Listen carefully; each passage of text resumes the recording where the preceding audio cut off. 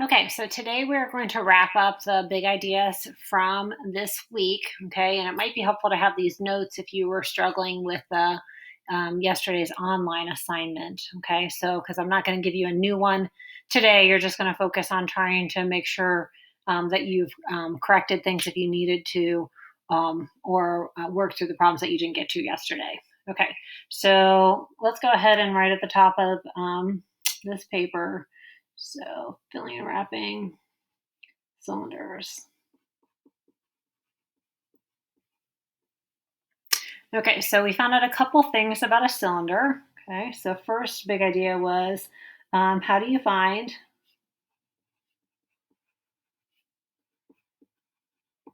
the volume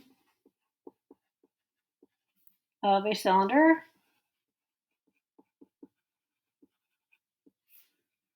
using the variables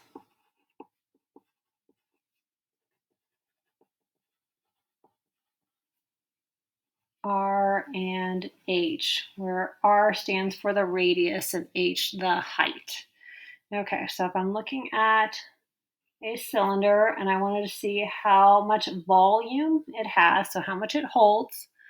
Okay, all I need to do is figure out how much could fit in one layer. Okay, and that's going to be the same thing as the area of that base. And then I'm going to multiply by the number of layers, which would be the height. Okay, so I got a radius here. Okay, and the way that you find the area of that circular base is to take the radius times pi.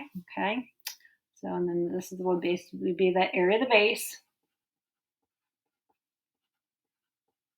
and then multiply it by the height, okay, which would be the number of layers.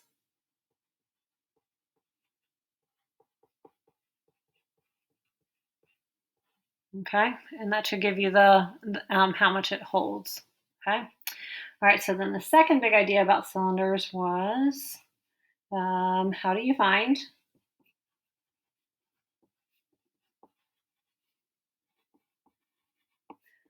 the surface area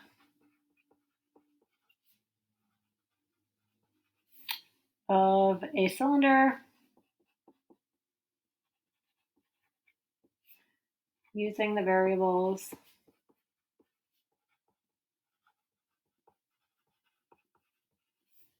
R and H. Okay, so and then we kind of showed that picture of the cylinder just sort of opening up into parts. Okay, so I had that kind of that applet where you could do the slider and that would open it up.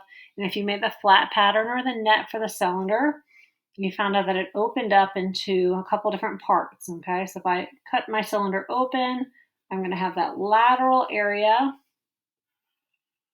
Okay, and then I'm going to have the two circular bases. Okay, so it looks like a huge division symbol, doesn't it? Okay, so and how do I find the area of these three parts to find the total surface area? Okay, so the surface area is going to be calculated by finding the area of each of the circles. Okay, so I'm going to do radius times pi. That gives me one circle. So then you can just say times 2 to get the total two circles.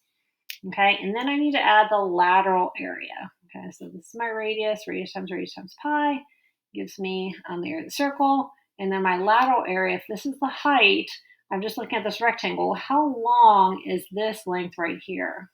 Okay, well, that's the same as the circumference, the distance around a circle. Okay, and earlier in this unit, we learned how to find the circumference of a circle. And basically, you take the diameter, okay, so which would be double my radius. I'm going to take my radius times 2, okay, that would give me my diameter. Then I'm going to multiply it by pi. That's going to give me the length all the way around this circle, okay, so my double my radius to get my diameter times pi would give me the distance around, and then that would be the same as this distance. So then I'm going to multiply that by the height, and then I'm going to add those two things together. Okay, so this part is the two circles. Okay, and then this part, sometimes called like the soup label, or the technical name is really the lateral area. Okay, so I'm going to sum up those parts and that will give me my total surface area. So hopefully it makes sense where that formula comes from.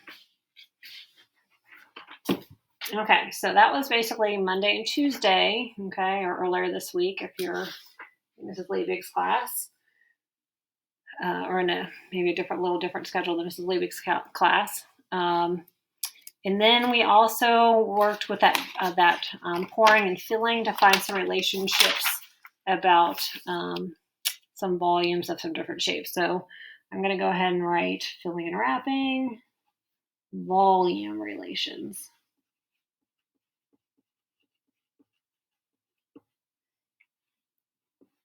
Okay, so first big idea, what is the relationship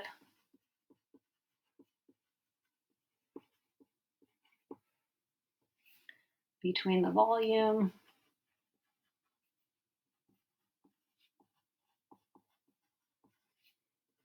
of a prism and a pyramid with the same base and height? Okay, so that's what we found out with that applet where we kind of poured water and we took the pyramid, we filled it with water, and then we tried to fill the prism. Okay, so and here's what we found out, that the volume of the pyramid is 1/3 the volume of the prism.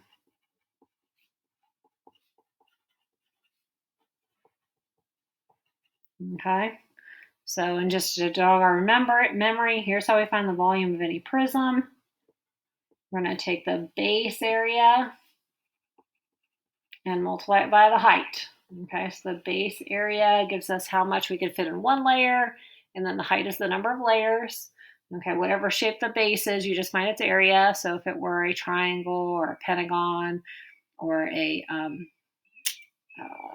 rectangle, octagon, you just find its area and then you multiply by the height. Okay, if you had a pyramid with that same base and height, but it came to, a point instead of the bases being the same all the way up, okay, you're going to still take the base area times the height, but then you're going to take and find 1/3 of that. Okay, so you could either divide by 3, okay, or multiply by 1/3. Okay, so I'm just take 1/3 of that amount. So either multiply by 1/3 or divide by 3. Okay, so then does this relationship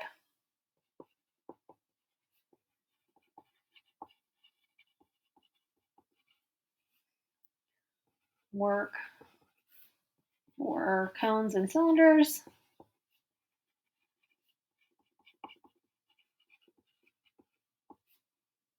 Okay, so and our answer was yes when we played around with the water, we filled the cone and the cylinder. Okay, so again, it took 3 of the cone to fit the cylinder. So, and just what we said on that previous, how do we find the volume of the cylinder?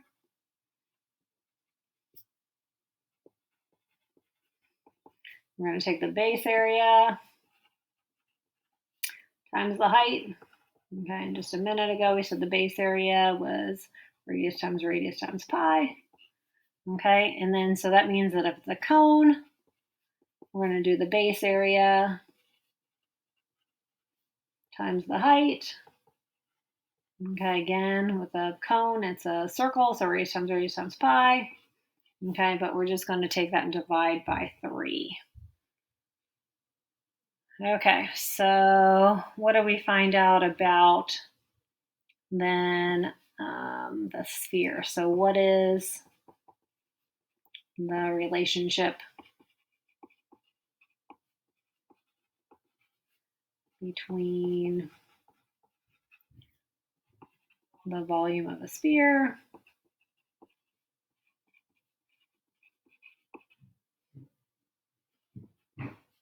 and a cylinder?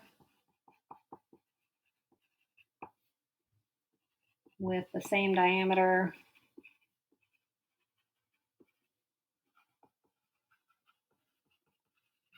and height. Okay, so then we also kind of played around with water and filled the sphere and then dumped it into the cylinder and figured out that it did fill up more than half, okay, but not quite 3/4, so it actually filled up 2/3. So a cylinder